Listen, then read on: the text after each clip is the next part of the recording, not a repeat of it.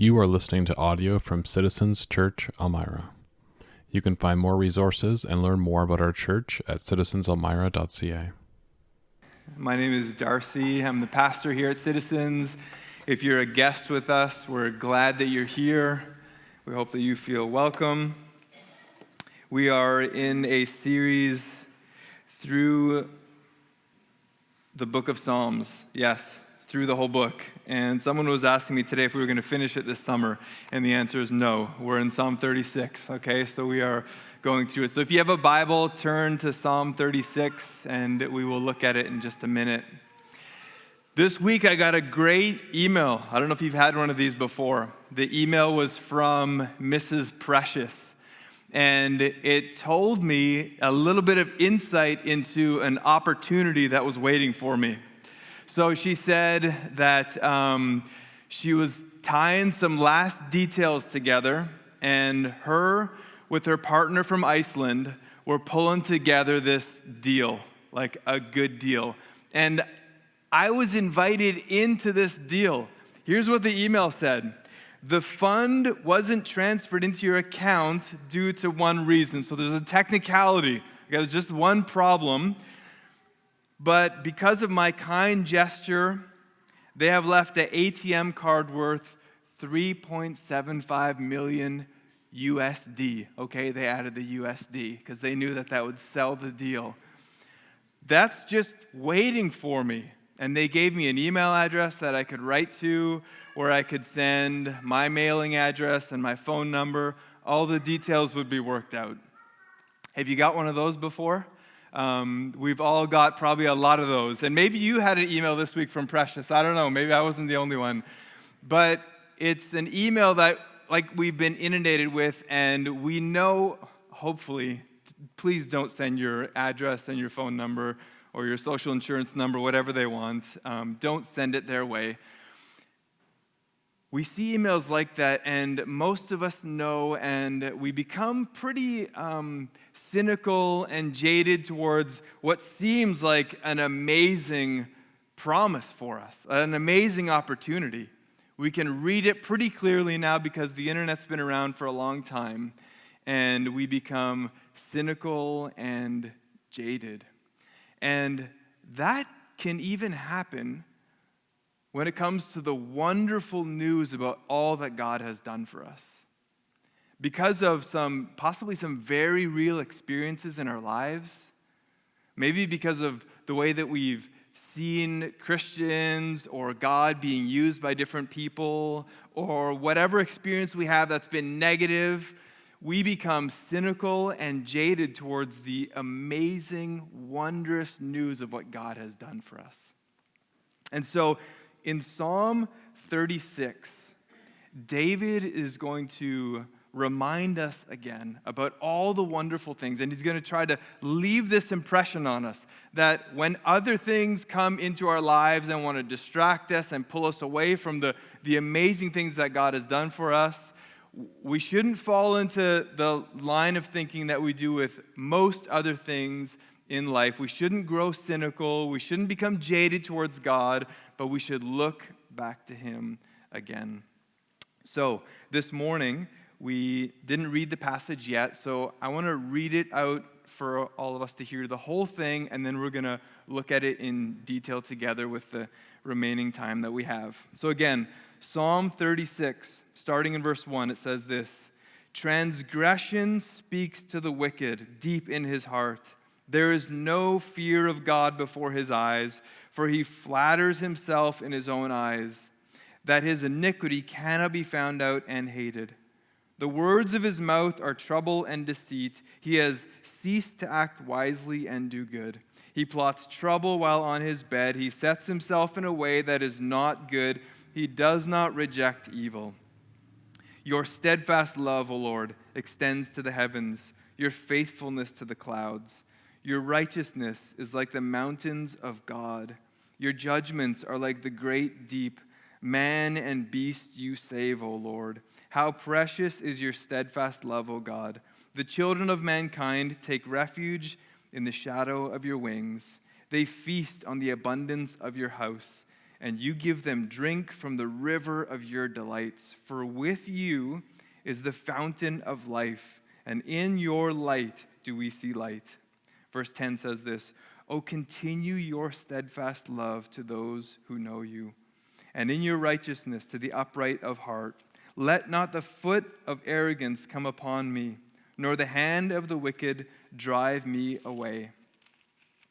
There the evildoers lie fallen. They are thrust down, unable to rise." So David is reorientating our thinking. David wants us to see clearly who God is and what God has done for us. And we're actually going to start at looking at the focal point of this psalm. Where it's really driving to is the middle section of this psalm. And you'll see in the text, or you would have heard it read, 3 times the phrase, the steadfast love. The steadfast love. That word is hesed. It's a very specific word that David is using here. It is the specific covenant love of God with his people.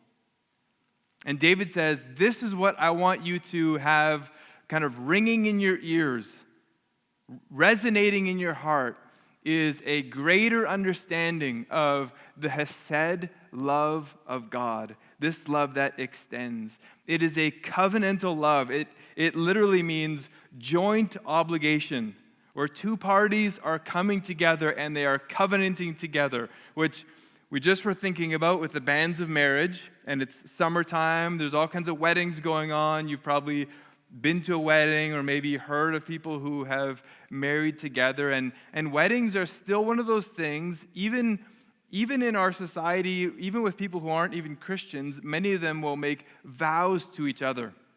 And I even looked on Wikipedia, to see what they had for vows, and listen to this vow, which sounds really familiar. You probably heard it this summer. It says this, "I take you, X, to be my wife or my husband, whatever it is, to have and to hold from this day forward, for better, for worse, for richer or poorer, in sickness and in health, to love and to cherish, till death us do part, according to God's holy law. And this is my solemn vow." You've heard that before? Maybe you've said it before. It is a bringing together, a covenanting. And yet, we struggle with covenanting. We know that been married for a week, or if you've been married for 50 years, to commit to each other is quite a deal. It is really hard work, okay? If you're newly married, sorry, that's the deal, okay? It is hard work to stay together. And many marriages, we know, don't last. They end in divorce or they end in separation. There is just too much. God is not like us. David here is saying, hesed. God's commitment to us is unlike any kind of commitment that we're aware of, even the best of marriages. God's commitment is so stunningly beautiful to his covenant people that David says, this is what I want you to think about. This is what I want you to be impressed with when it comes to your relationship with God. When the jadedness of life comes your way, when cynicism is creeping in, he says, I want you to remember the steadfast love of God. So he says, I'm going to somehow get you to think on it, and I'm going to somehow kind of expand your mind to realize that God's love is just so wondrous, is so extravagant. There's a Bethel song called Beauty, and in the chorus of that song, it goes like this. Angels cry out this unending song, holy is the Lord God Almighty. What a beautiful description. They sing an unending song. I know some of you in here, you're like, 2 songs is all I need, on a Sunday morning. And when we're doing 5 songs, you're like, I'm tapped out. This song says that angels, and it's referencing scriptures in Isaiah and in Revelation, angels are before God, and in Revelation it says they say unceasingly before God. Unceasingly. No, there's no pause in there. They say God is holy, holy, holy. So wondrous is God. So different from us. They can't stop saying it. And so here David now is going to try to get us to take some of that in. And to do that, he's going to give us some imagery. So in verse 5, he says this, "Your steadfast love, O Lord, extends to the heavens, your faithfulness to the clouds. Your righteousness is like the mountains of God. Your judgments are like the great deep. Man and beast you save, O Lord." So David is using this imagery like heavens and clouds and mountains and the great deeps. These places that especially to the ancient world would have been wondrous and almost like miraculous. They didn't have planes, they're not flying in the sky, they didn't have submarines where they're going into the depths. So David is saying these places are so far and distant, they are just like amazing. He's extending his steadfast love. But even today, in 2023, we still have people who want to experience like the heights of climbing to the tops of mountains, or they want to experience the mystery of going into the depths of the sea. To do what? Maybe you're asking that, like, why climb Mount Everest? To experience something, to take in this mystery. And David says, that's what we all need, actually. We need moments like that, where we take in the mystery and the beauty, and we connect it to who God is and what he's all about. So I don't know if you've had a moment like that. I'm quite sure that every single one of you have had a moment like that, where you experience something and you're left, in a sense, speechless, where you've just got nothing to add to the scene.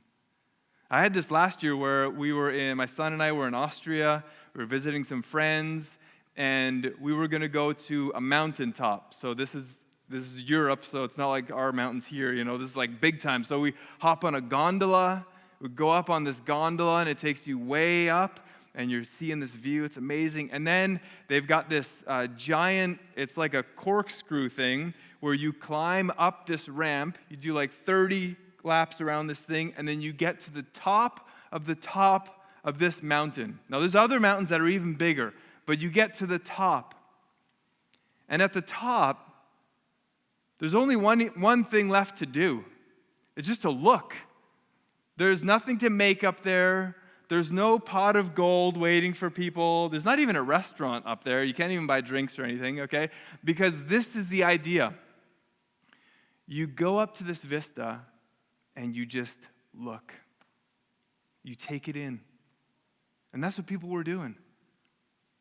Men, women, children, all races, all variety of people, they're standing there, they're taking it in. They're just soaking it up. And maybe your experience has been when you've held like a brand new baby. Or maybe it's when you've looked at this beautiful piece of artwork. Or maybe, you're the one where it's like that first bite of a piece of steak. I don't know what it is, okay? Where you take this in, and there's a moment where you're just like in wonder. Just silence. There's nothing really to add. You don't even want to say this tastes great. You're just like, I'm there. David says that mountaintop feeling that all of us that have had in various forms, that feeling is getting close to the steadfast love of God, to experiencing God. And most of us we're like in our Western mindset, we tend to think more of propositional ideas and rational thought. These are poems, these are songs, these are prayers. David is trying to link the feelings that we experience in these moments with the beauty and the wonder of what God has done for us. So he says, take that feeling that you've had and connect it to the beautiful, steadfast love of God. It is wondrous. David then says, the result then is actual practical gifts in our lives. Verses 7 through 9. How precious is your steadfast love. So there it is again, the Hesed love of God, this covenant love. How precious is it? The children of mankind, they take refuge in the shadow of your wings. They feast on the abundance of your house, and you give them drink from the river of your delights. For with you is the fountain of life, and in your light do we see light. So David says here, love, safety, abundance, delight, life, all of these things are found in God. Now, David's not saying that, like this is some sort of prosperity theology where now that we know God's steadfast love for us, man, everything's just going to work out good. We're just going to be in total safety. We're going to be in constant abundance. We're just going to experience all these good, no more debt, none of that kind of stuff. That's not what David is saying here.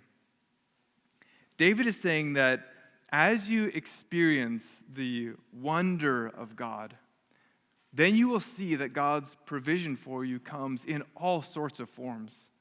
That God is present with you in the wonderful high things that you find total joy in, and He's also present with you in the deepest, darkest pits of your life. So there was a time where I did a trip to West Africa where I visited some missionaries that were there, and we were in a country that was unstable. And even though I've traveled to Africa a lot, I was nervous just to go there, okay? And on our way home, when they were taking us back to the airport, and literally what I was doing, I was like, 3 hours, and I'm on the plane, man. 3 hours, and I'm like safely out of my way.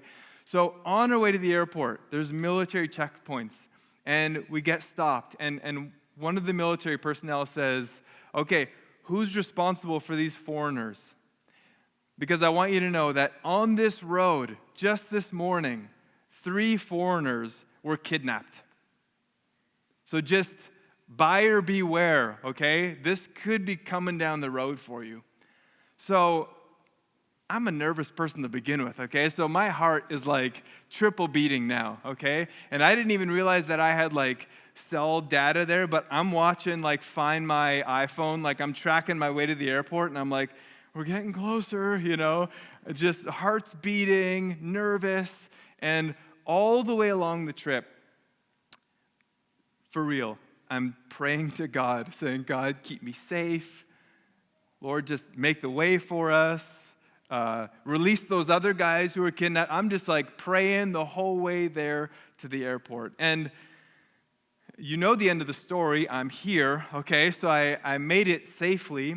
But it reminded me back then, and it reminds me today that one of the abundant blessings that we enjoy is sometimes the total safety of a journey, but it's also the presence of God in the journey. In the midst of the difficulty, in the midst of the sweaty, double heart palpitations, prayers to God are real. He is present. And this is what David is trying to get us to think about, that God is actually in all the details of our lives. He's providing for us. He's caring for us. He's not going to give us everything we need for a perfect life, but He is with us. He is a steadfast presence in our lives. So David says, do you have a wonder for God? Is He big in your mind? So big that when you think of all that He's given to you, all your provision, you don't think of the things necessarily, but you think of the goodness of Him. But there's a problem. And this is the first 4 verses of the text that we just read. Where David actually begins is with this battle that is happening, this spiritual war that we are in, that all of us experience, that this world is actually filled with spiritual warfare.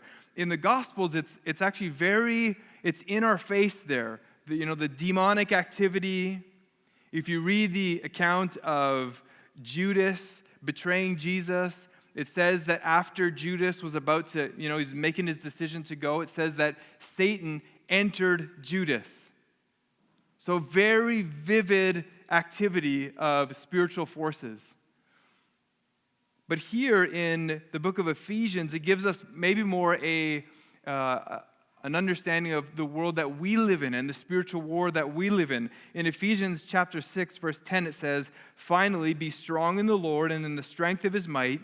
Put on the whole armor of God, that you may be able to stand against the schemes of the devil. For we do not wrestle against flesh and blood, but against the rulers, against the authorities, against the cosmic powers over this present darkness, against the spiritual forces of evil in the heavenly places." So Paul here is saying, this is what's going on in the world around us. There's this unseen war that is happening. It's like a virus. If you get a cold or something, you don't see it. All you see is the effects of it. And Paul says, this is what's going on in the world around us. But David makes it even more personal. David says, there's actually a battle going on within you. Not just in the world that you're living in, but within you. So verse 1 says this, "Transgression speaks to the wicked deep in his heart. There is no fear of God before his eyes." So David says, here's the issue actually.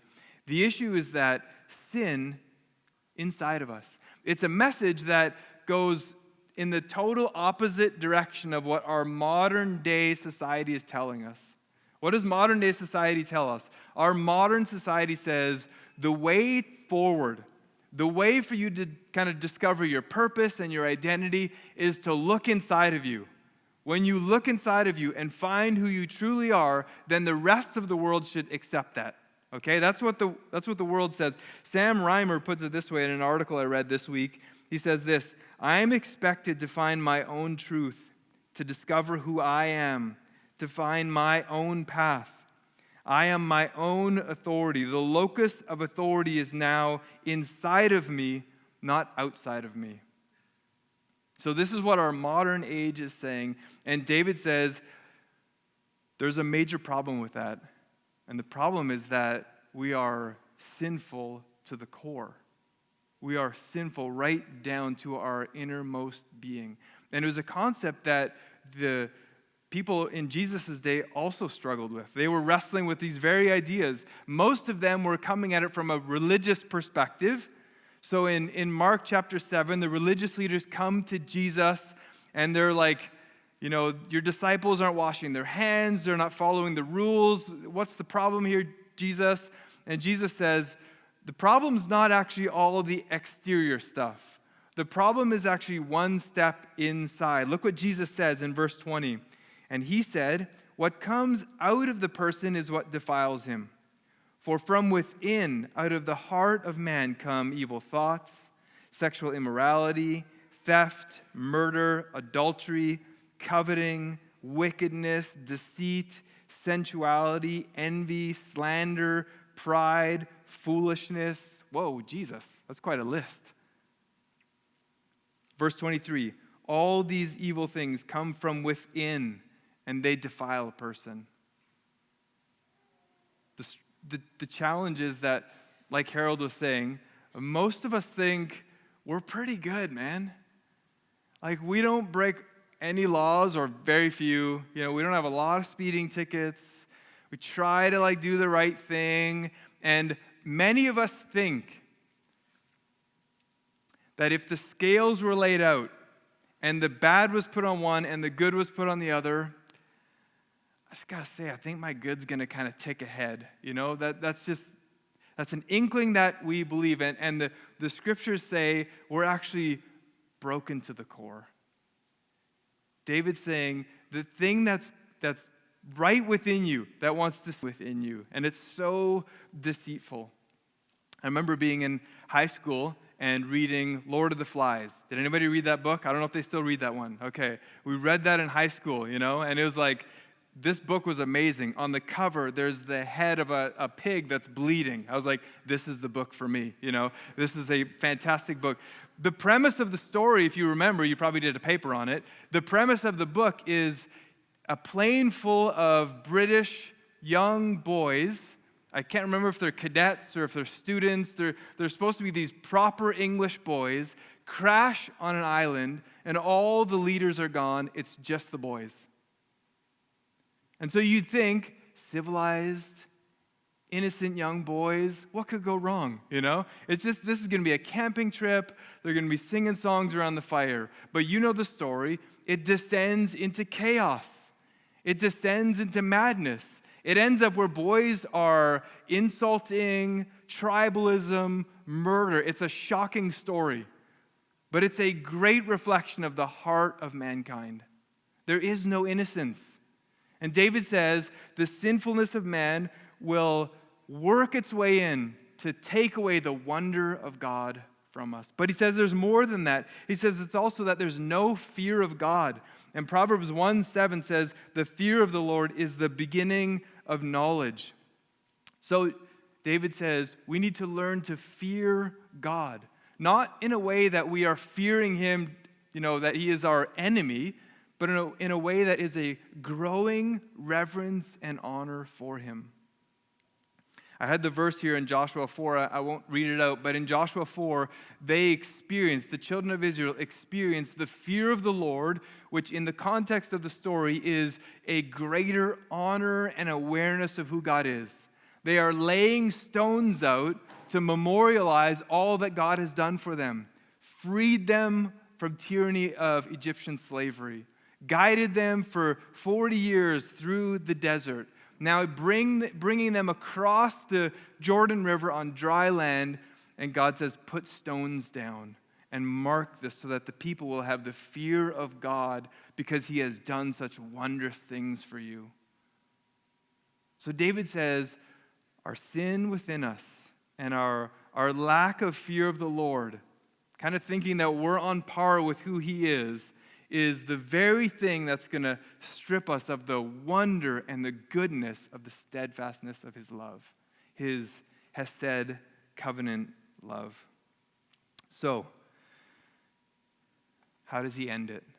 How does he end this seeming battle, this tension that exists within our lives, the wonder of God and the sinfulness of our own hearts? David ends it with a prayer. I'll just read verse 10. He says this, oh, continue your steadfast love. There's hesed again. God, continue your steadfast love to those who know you, and your righteousness to the upright of heart. David says, Lord, help me to know who you are. Help me, God, to experience the wonder of who you are. All of us understand how difficult it is to be formed into the image of Christ. I imagine that every single one of us struggle to know God more, to be more like Jesus on a daily, on a weekly basis. It is just so hard. We are formed by the world around us. We are formed by all that we take in. And now David here is praying, Lord, keep me going. Keep me down the path of knowing who you are. David Kinnaman, in his book, Faith for Exiles, he's a part of the Barna group, which has done extensive study on Christianity and all the topics related to this. And in this book, they are asking the question, how is it that young people who are, a part of youth group and they're going to church, then when they get to their 20s are just dropping their faith like so fast? And so they studied it, and they actually wanted to see who was it that was actually staying on the path of following Christ? Like, what kind of characteristics of their lives would prove to be fruitful in terms of their discipleship with Jesus? And they boiled it down to these 5 areas. These are the 5 characteristics of people who hung on to their faith through teenage years into young adulthood. And they're this. Number 1, experience intimacy with Jesus. Number 2, develop the muscles of cultural discernment. Forge relational discipleship. And then lastly, engaging in counter-cultural mission. So those are the 5 characteristics that they said people who successfully follow Jesus into their adult life, these are the 5 things that show up consistently. Now, we don't have time to dig into all of them. You could do a whole sermon series on each one of those. But what David is saying here is, you need number 1, especially. You need an experience with God. Because what does David say here? David says, look at verse 10 again, continue your steadfast love. David says, God, I've experienced you in the past. You've been there, but now keep it going. Will you show up again? Will you be present in my life? And here's an exercise for you to do sometime. I'd encourage you to do it this week and write out where God has shown up and been faithful in your life. Be specific. Where has God shown up so that you can say he was present in I've experienced him here? Because in the everyday of life, as emails from Precious come in, and as difficulties from life come from without, your cynicism towards God can grow. And David says, God, I want to see your presence in my life continued. I want to see more. I want to see more of your presence in my life so that I can look back and my list of experiences with you just increases and increases and increases. So David is challenging us to remember the wonderful news of God's steadfast love towards us, and is calling us to ask God to show us some more, even in the midst of our clock-ish, okay, 9:10.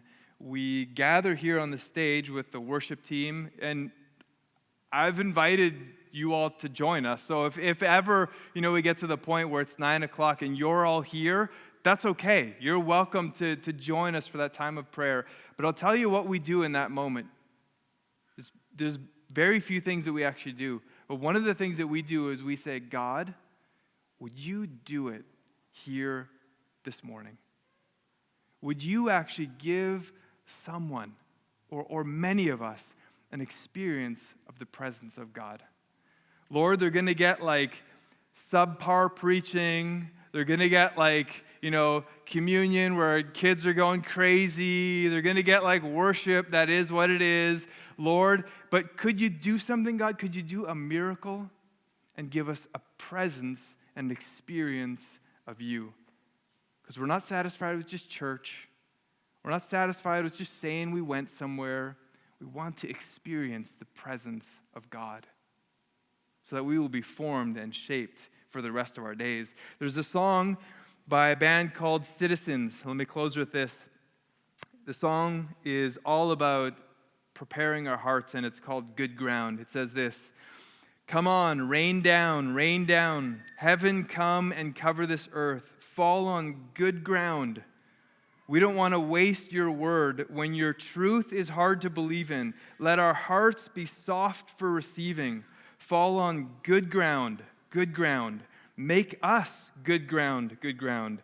Let your word take root and the fruit be plenty. You are the vine, our only life. Let the good news grow and the branches flourish. You are the vine, our only life.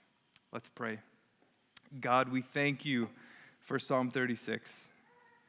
Lord, we ask that you would remind us today again of the wonder of your steadfast love towards us. And Lord, if someone is here and they have not experienced your love for them, they've not put your trust in and their faith in you, God, I pray that today would be the day. And for those of us who are Christians, Lord, help us again to put our trust and our faith not in what we've done, not in the fact that we're in this building, but our trust and our hope is in the steadfast love of God, which was evidenced in the person of Jesus Christ through his death, burial, and his victorious resurrection. And it's in his name that we pray.